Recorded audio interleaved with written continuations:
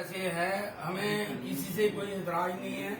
ये हमारा भारतवर्ष जो है गुलदस्ते की तरह है, जहाँ हर चीज पाई जाती है। जैसे समुद्र में हर जीव जंतु पाया जाता है, जैसे शरीर में हर चीज पाई जाती है।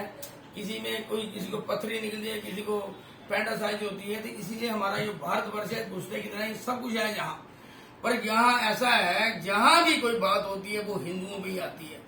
लड़ाई किसी के घर में होती है तो मार हिंदुओं को पड़ती है। लड़ाई किसी के घर में बनती है तो गाय को ही मारना पड़ता है। लड़ाई कहीं होती है वो मंदिर ही तोड़ना पड़ता है। ऐसा क्यों?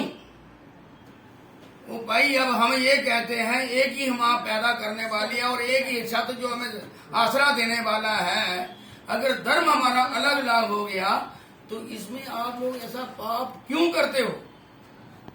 ऐसी चीजें क्यों हो रही हैं? ये हमारे प्रधानमंत्री को सबसे सख्त कड़े से कड़े कदम उठाना पड़ेंगे। जो भारतवर्ष के बाहर हमारे लोग रहते हैं, उनके अगर किसी को वहां आंच आती है तो प्रधानमंत्री उन स्टेट को या उस देश को बख्शा नहीं जाना चाहिए। जब तक कड़े हम ये हथियार नहीं अपनाएंगे तब तक हमारे ये लोग जहाँ भी हैं वो प्रताड़े जाएंगे, मारे जाएंगे। अब बाहर से लोग यहाँ भी हैं, अगर हम ये देखें कि वहां ऐसे फसाद हो रहे हैं तो यहाँ भी कुछ ऐसा हो हम नहीं चाहते। हम ये चाहते हैं हमारा जो भारतवर्ष है ये धर्म भूमि है, ये भारत में ही है। इस भारत में हम सब लोग आते हैं, हम लोगों को दशा और दिशा चेंज कराते हैं, ना कि दशा हम खराब करते हैं। हम यही चाहते हैं हमारे लोग जहां भी हों सुरक्षित रहें। ये गवर्नमेंट को कड़े से कड़े कदम उठाना पड़ेंगे। मैंने पहले भी कहा, अगर लड़ाई किसी की होती है तो गाय मारी जाती है, अगर लड़ाई किसी की होती है तो हमारे हिंदू मारे जाते हैं, अगर लड़ाई किसी की होती है तो गुस्सा मंदिरों पे निकालते हैं। ऐसा क्यों? ये कब तक सहन होगा? चंद लोग वहां से बाहर से आए थे और हमारे भारतवर्ष में वो तबाही मचा के गए थे। आज भी उन्हीं का नाम चलता है। समझ नहीं आती है कि हमारा जो हिंदू सनातन धर्म है ये कितना ही सहन करेगा। अब सहन से काम बाहर हो रहा है, ये मुश्किल बन जाएगी बहुत ज्यादा। मैं प्रशासन से और प्रधानमंत्री से, डिफेंस मिनिस्टर से ये सारी चीजें इनके आगे प्रार्थना करूंगा। इन लोगों पे कड़ी से कड़ी कार्रवाई की जाए। जो लड़ाई झगड़ा करें तो उनके देखिए, आप घरों के घर लूट लिए, मालों के माल लूट लिए, मंदिर तोड़ दिए गए। आप लोग क्यों पाप कर रहे हो भैया? आपको पता है जैसा कर्म करोगे वैसा फल भोगना पड़ेगा। जुबानी में अगर कोई अच्छा काम करता है तो बुढ़ापे में उसे रक्षा होती है। अगर जुबानी में ही हमारा काम करेंगे तो बुढ़ापे में हमारा क्या होगा? इसलिए यही देख लो, आगे तो बहुत कुछ देखना है।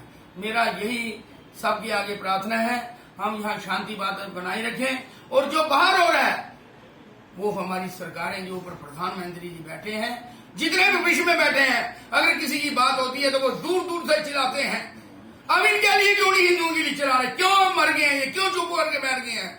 सबने देखा, वहां सबने वो मैदान देखा कि कैसे हिंदुओं लूट रहे हैं और कैसे उनकी लड़कियों को उठा के ले जा रहे हैं। तब सब कैसे चुप करके बैठे हैं? यह पार्टियों वाले कहां हैं? क्यों चुप करके मुंह बंद करके बैठे हैं ये लोग? तब इनको क्यों याद नहीं आती है कि क्या वो हमारे नहीं है? अगर कोई शरारती मारा जाता है और उसके लिए ये बहुत कुछ बोलते हैं, और जो हमारे धर्म सनातनी जिनको मारा जा रहा है, हमारे मंदिरों को तोड़ा जा रहा है, हमारे गौ माता को मारा जा रहा है, उनके लिए इनका मुंह चुप हो जाता है। मैं अपनी कौम से ये कहूंगा, भारतवर्षियों से कहूंगा, इन लोगों को अगर आप बाईगार्ड कर दो अपने आप ये सब सीधे हो जाएंगे। इन लोगों का एक ही काम है, इन लोगों को बाईगार्ड कर दो। जितनी भी पार्टियां हैं, जो कोई ऐसी बात होती है उसके लिए जोरदार बोलते हैं। जब हिंदुओं पे बात आती है, मंदिरों पे बात आती है, गौ पे बात आती है, तब इनका मुंह में ताला लग जाता है। कैसा है? पर इन लोगों को हमारा कोई शर्म नहीं आती जो हमारी बात नहीं करते, जो उग्रवादियों की बात करते हैं उनकी यहाँ साथ धोगे। कहते हैं, देखिए महाभारत का मैं एक उदाहरण दूंगा। पांडु 5 थे, 5 रहे क्यों? धर्म के साथ रहे। जो अधर्म के साथ रहे करोड़ा चौदह सब खत्म हो गए, एक नहीं बचा। ये उदाहरण है। तो इसलिए भाइयों मैं सबके आगे ही प्रार्थना करूंगा, अगर रात का बोला वापस सुबह आ जाए तो उसको रात का बोला कभी नहीं बोला जाएगा, उसको यही कहेंगे हम घर वापसी हो गई है। तो इसलिए मैं गवर्नमेंट के आगे ये प्रार्थना करूंगा, जहां भी हमारे सनातनी है उनकी रक्षा सुरक्षा का जुम्मा आपके सिर में है। अगर आप भारतवर्ष को खुश देखना चाहते हो तो हम सब की रक्षा और सुरक्षा के लिए हम खड़े हो जाएं। जय हिंद, जय भारत।